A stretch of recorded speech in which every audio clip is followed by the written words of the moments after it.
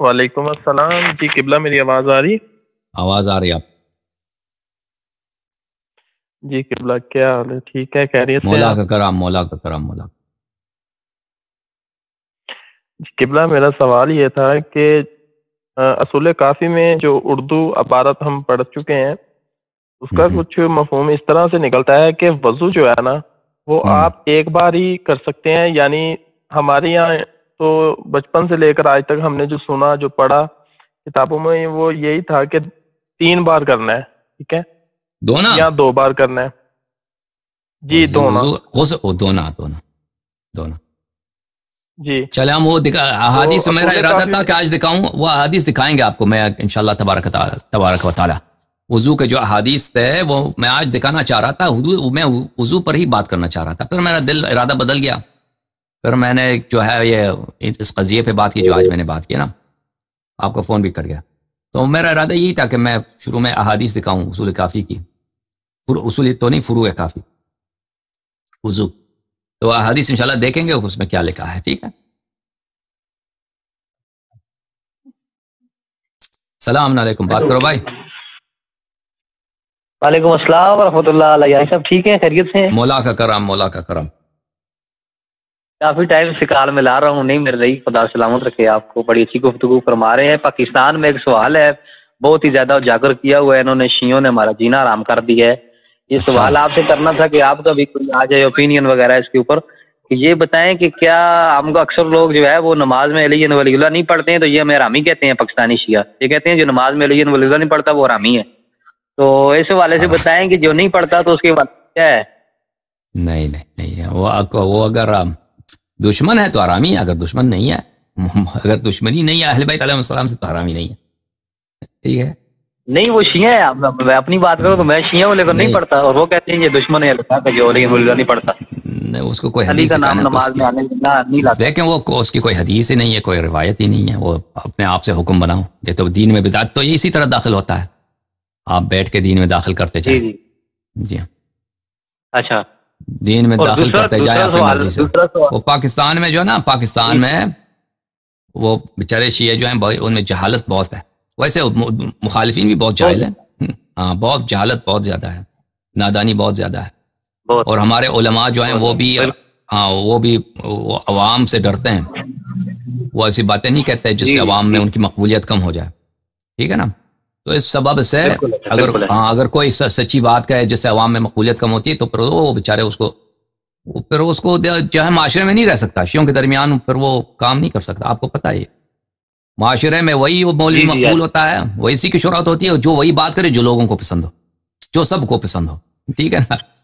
اب لوگ غلط کام کر رہے ہیں تو ہاں ان کو ٹوکنا نہیں، کیونکہ پھر وہ آپ کی مقبولیت کم ہوتی ہے، تو اس وجہ سے ہاں جہالت پاکستان میں بہت ہے، نادانی بہت ہے، اس طرح کے مشہور ہو گیا ہے، اگر اس طرح مشہور کر دیا ہے کہ اگر آپ شہادت نہیں دیتے مولا کے نام کا تو آپ حرامی ہیں، تو یہ نہایت ہی جہالت ہے۔ جو نماز ہمیں پہنچی، نماز کا طریقہ اہل بیت علیہم الصلوۃ والسلام سے، اس میں تشہد میں کسی بھی حدیث میں نہیں ہے کہ آپ تشہد میں ائمہ طاہرین علیہم السلام کا نام لے لیں، صرف ایک کتاب میں ہے، تفسیر ہے اس کتاب میں، فقہ الرضا میں، اور وہ بھی کوئی معتبر کتاب نہیں ہے، ٹھیک ہے نا۔ لیکن بہت سارے جو معتبر احادیث ہیں اس میں تشہد کے طریقے بتائے ہیں، اس میں یہ نہیں ہے کہ آپ ان کے نام لے لیں، منع بھی نہیں ہے، لیکن اس میں شہادتین جو ہیں شہادتین ہیں بس، لذا اگر کوئی شخص نہ پڑھے اس کی نماز صحیح ہے، لیکن اگر کوئی شخص پڑھتا بھی ہے تو یہ ایک اچھی بات، اس میں فضیلت ہے۔ 12 اماموں کا نام لے لیں، حضرت زہرا سلام اللہ علیہا کا نام لے لیں، اشہد ان فاطمہ الزہرا سیدۃ نساء العالم، 12 اماموں کے نام لے لیں، وہ تو اچھی بات ہے، وہ خدا کا ذکر ہے، وہ صرف تشہد میں نہ لیں، وہ رکوع میں لے لیں بھائی، اس میں بھی سجود میں کر لیں، تو بڑی اچھی بات ہے۔ لیکن یہ کہنا کہ یہ واجب ہے، اور واجب اس حد تک کہ اگر نہ پڑھیں تو وہ حرامی ہے، تو یہ بہت جہالت ہے، اور دین میں بدعتیں یہی داخل کرنے والی بات، ٹھیک ہے نا۔ جی اور اچھا علیاری صاحب، اگلا سوال یہ ہے کہ ادھر یہاں پر لوگ زنجیر زنی کرتے ہیں، بہت زیادہ لوگ چھریاں مارتے ہیں اپنے آپ کو، تو اس حوالے سے آپ کیا فرمائیں کہ کیا یہ عمل ٹھیک ہے، جائز ہے غداری کے نام پہ؟ اگر میری ایک تقریر ہے کہ زنجیر زنی کے متعلق، اسی محرم میں نے اس کو پڑھا تھا، تقریر کافی لمبی ہے، اس میں آپ دیکھیں میں نے وہ احادیث آپ کے سامنے پیش کی ہیں، ہاں، جن کے روح سے ہر طرح ہر وہ عمل جس میں واقعاً بے قراری ہے. بے قراری سمجھتے ہیں نا، مصیبت میں آپ بے قرار ہو جائیں، بے قراری سمجھ، ہاں، آپ اپنا سکون کھو جائیں، محبت یعنی کیا ہو گیا، یعنی بے سکونی ہو جائے. ہاں، کوئی مثلا کسی آپ نے دیکھا ہوگا کسی کوئی عورت ہے اس کا شوہر مر جاتا ہے، وہ کیسے روتی ہے؟ ہاں، جی جی. کوئی عورت ہے اس کا بچہ، اس کا چھوٹا بچہ، پیارا بچہ مر جاتا ہے، وہ کیسے روتی ہے؟ آپ مجھے بتائیں، محمد سر مجھے بتائیں کس طرح روتی ہو؟ ہاں، وہ دفڑ مارے گی یا ماتم کرے گی یا روئے گی. کس طرح؟ وہ سر پہ مارے گی، نہیں سر پہ مارے گی، ٹھیک ہے نا، سر پہ وہ مٹی ڈالے گی، ہر طرح کی کرے گی، وہ ہر طرح، یعنی وہ اس سے برداشت، وہ رونا جو ہے رونے پہ اکتفا نہیں کرے گی، وہ بے قرار ہو جائے گی. تو جو بھی عمل بے قراری میں، اس میں بے قراری ہے. بے قراری یہ ہے کہ آپ مثلا صورت پہ تپڑ مار دیں، سینے چھاتی پہ تپڑ مار دیں، ڈنڈا سر پہ مار دیں نا، یا مثلا جو ہے مٹکا سر پہ مار دیں، یہ بے قرار ہے. مصیبت آ گیا، امام حسین علیہ السلام کہ میں نے مصیبت سنے، مجھ سے برداشت نہیں ہو سکا، میں نے مٹکا اٹھایا سر پہ مارا، ٹھیک ہے نا، یا مثلا میں نے زنجیر پشت پہ مارا، چورا پشت پہ مارا، ٹھیک ہے نا. یہ چیزیں جو ہیں، یہ سب جو بے قرار عرفاً ان کو بے قراری کہا جا سکتا ہے، یہ سب جائز ہیں. اس احادیث اس میں بہت ہیں کہ آپ محبت اہل بیت علیہ السلام میں اور مصیبت اہل بیت علیہ السلام میں بے قراری کا اظہار کریں، بے قراری کا اظہار کریں. تو کوئی شخص نوحہ پڑتا ہے، اس کے نوحے کے ساتھ ساتھ ہم زنجیر زنی کرتے ہیں، زنجیر سے بدن سے خون بھی بہاتے ہیں، اس میں کوئی ہے، یہ اس حدیث میں آتا ہے. لیکن یہ نہیں ہے کہ ہم کوئی حرام فعل انجام دیں نا، جو ایسا فعل ہو کہ فی نفس ہی حرام ہے. مثلا ہم خودکشی کر دیں، کہتے ہیں میں اتنا بے قرار ہو گیا کہ میں اب خودکشی کرتا ہوں، یہ حرام ہے.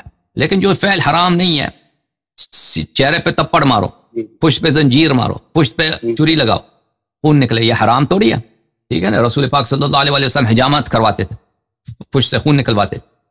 اور حکم کرو بھائی. یہ ہمارے پاس ادھر ایک مولانا جواد نقوی صاحب ہیں، وہ کہتے ہیں کہ یہ چھریاں مارنا، نیزے مارنا، یہ تو جواد نقوی سے محبت کرتے ہیں یا نہیں کرتے؟ نہیں میں نہیں کرتا جی. کیوں نہیں محبت کرتے ہیں ان سے؟ خوبصورت نہیں ہے؟ بس وہ غلط باتیں، ہاں غلط باتیں کرتے ہیں. غلط باتیں کرتے ہیں، چلیں ٹھیک، اور حکم کرو.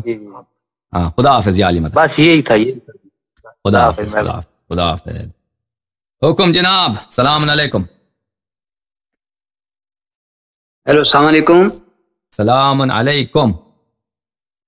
آغا صاحب، ایک یہ حدیث ہے خمینی صاحب کی، شروسی شماسی، آپ نے اس کا فارسی میں ترجمہ کیا ہے، لیکن ہمیں کچھ سمجھ نہیں آئی. اردو میں اگر کچھ بولیں تو بہت اچھا ہوگا. بہت مہربانی. انشاءاللہ کبھی وقت آئے گا تو کر انشاءاللہ، ٹھیک ہے نا. چل ٹھیک، شکریہ. اوکے جناب، خدا.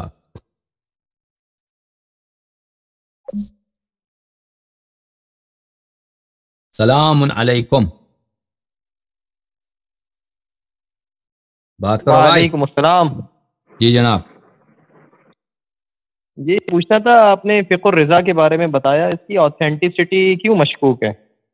کیونکہ یہ کتاب جو ہے علامہ مجلسی کے والد کے زمانے میں، وہاں پہ کوئی سید آئے تھے ان کے شہر میں اصفہان میں، تو انہوں نے کہا تھا کہ میں حج پہ گیا تھا، حج میں وہاں پہ کچھ شیعہ آئے تھے، ان کے پاس ایک کتاب تھا، میں نے وہ کتاب ان سے لیا، تو وہ کتاب مجھے اچھا لگا، وہ کتاب لے کے آئے تھے اصفہان میں، پھر اس کے نسخے بنا دیے نا.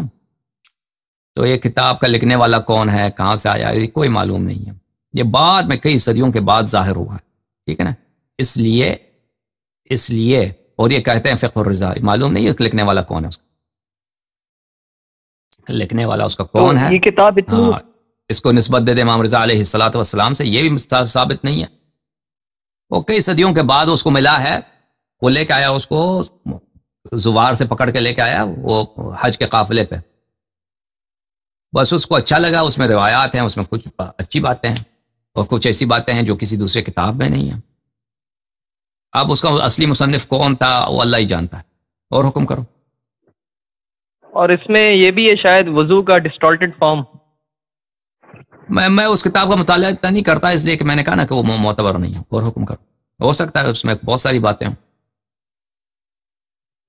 اچھا ایک چیز اور تھی، یہ جو جہالت کے حوالے سے آپ کہہ رہے تھے پاکستان اور انڈیا میں بہت، اس کی ایک وجہ یہ نہیں ہے کہ یہاں پہ عربک لینگویج نہیں ہے؟ ظاہر ہے دین کو لوگ اس طرح سمجھ نہیں سکتے. ہو سکتا ہے. نہیں اگر عربک، اب مجھے نہیں معلوم بھائی. اگر عربی دین اسلام سمجھنے کے لیے دیکھیں، عوام کے معلومات بڑھانے کے لیے عربک کی ضرورت نہیں ہوتی. اگر علماء محنت کریں، دیکھیں علماء، جب ہم علماء کہتے ہیں نا تو یہ ایک ایسی چیز ہے کہ مثلا ہم کہتے ہیں نائی لوگ اگر گاڑی ٹھیک کرنا صحیح کرتے ہیں، وہ نائی کا کام اور ہے، وہ گاڑی کبھی نہیں ٹھیک کر سکتے نا. ہم علماء کہتے ہیں اگر علماء دین کی تبلیغ کریں، علماء وہی ان کا دین سے واسطہ ہی نہیں ہے. یہ جو چیزیں ان کو آتی ہیں وہ دین اور چیزیں ہیں، اور ان کو اور چیزیں آتی ہیں. اگر واقعی علماء ہوتے، حقیقی علماء کون؟ جو آپ کو کلام اہل بیت علیہ السلام سنائے، مذہب اہل بیت علیہ السلام سنائے، قرآن سکھائے، اہل بیت علیہ السلام کا پیغام سکھائے. ایسے عالم ہوتے جو ہے ہی نہیں پاکستان ہندوستان میں، ایسے ہے ہی نہیں.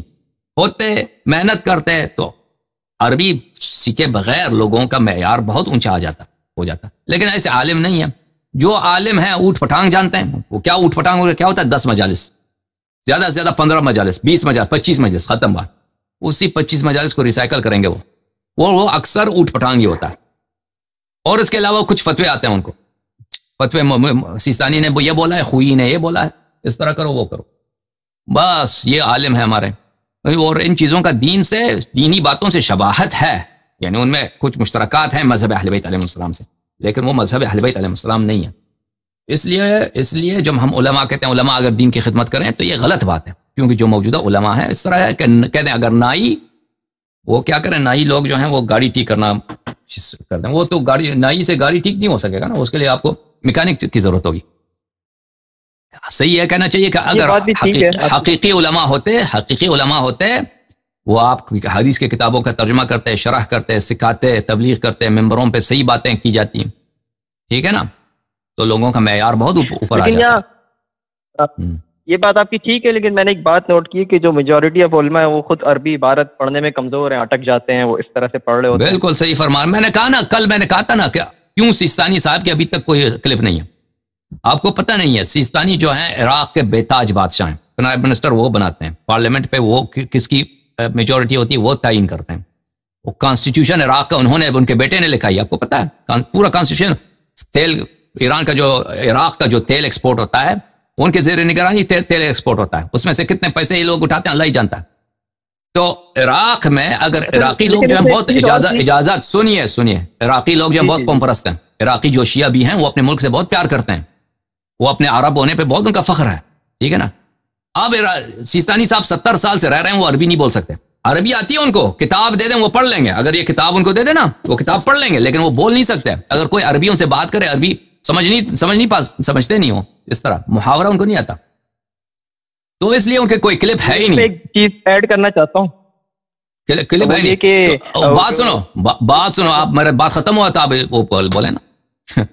تو اس لیے ان کا کوئی کلپ، آپ کہتے ہیں آپ کے انڈیا پاکستان میں علماء کو عربی نہیں آتی، ان کو کہاں خاک سے آئے گی؟ وہ کیا عربی ان کو آئے گی جب ان کے جو مرجع اعلیٰ ہیں اس کو نہیں آتی. اس کو نہیں آتی تو ان کو کیا آئے گی؟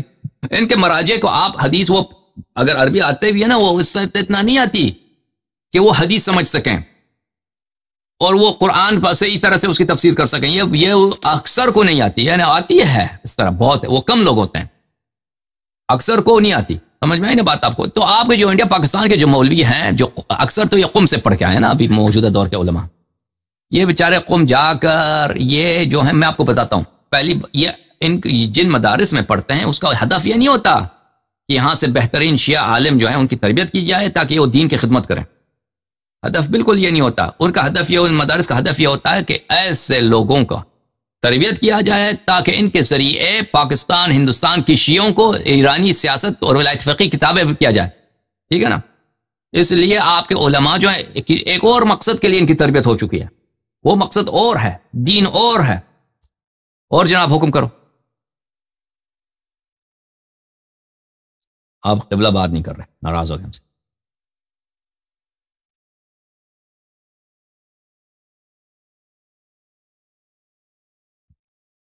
آخری فون کال لیتے ہیں، ٹھیک ہے نا بھائیو؟ جو لوگ منتظر ہیں میں ان سے معذرت چاہتا ہوں آخری کال. السلام علیکم، بات کرو بھائی. 1 2 3 نیکسٹ کال. السلام علیکم، بات کریں بھائی، بات کرو بھائی. یہ بھی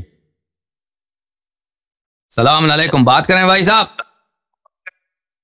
جی جی میں یہی کہہ رہا تھا، لائن ڈراپ ہو گئی تھی وہ. اچھا، یہ میں کہنا چاہ رہا تھا، تو عراق میں ایک پاکستانی جو آیت اللہ ہے وہ تو عربی میں بات کر لیتے ہیں، اس کی ویڈیو کلپس اور اسپیچز بھی موجود ہیں. ہاں وہ عربی میں بات کر سکتا ہے، وہ عربی میں بات کر سکتا ہے. جی ہاں، وہ جو ہیں وہ بات کر سکتے ہیں، لیکن سیستانی صاحب نہیں کر سکتے. ان کی عربی بہت بہترین عربی ہے، ان کی لہجہ ان کا پاکستانی ہے، لیکن بات بہت بہترین کرتے ہیں، وہ لکھتے بھی بہت بہترین ہے. جی جی ہاں، لیکن وہ سیستانی صاحب کی بات اور سیستانی نہیں کر سکتا. ان میں جو صلاحیت اس میں ہے، ان میں ہے نا. بشیر نجفی صاحب کی بات کر رہے ہیں، ٹھیک ہے. جی جی ہاں، ان کی عربی بہت اعلیٰ عربی ہے. وہ سیستانی صاحب اس طرح نہیں بات کر سکتے، بالکل. ان کے آدھا جتنا بھی بات نہیں کر سکتے، بالکل اس طرح نہیں بات کر سکتے سیستانی. ٹھیک ہے. اچھا ایک چیز اور چھوٹا سا سوال تھا. وہ بچپن سے ہم عربی میں ایک چیز لیٹر ہے ضاد، اسے کچھ لوگ داد بھی پڑھتے ہیں، تو کیا چیز بہتر ہے؟ کیونکہ مصر میں آئی تھنک اسے داد پڑھتے ہیں، وہ زیادہ اوتھینٹک ہے. داد. اوکے، خدا حافظ. دانت ہے آپ کے سامنے والے دانت، زبان کو دانت کے پیچھے لے گئے.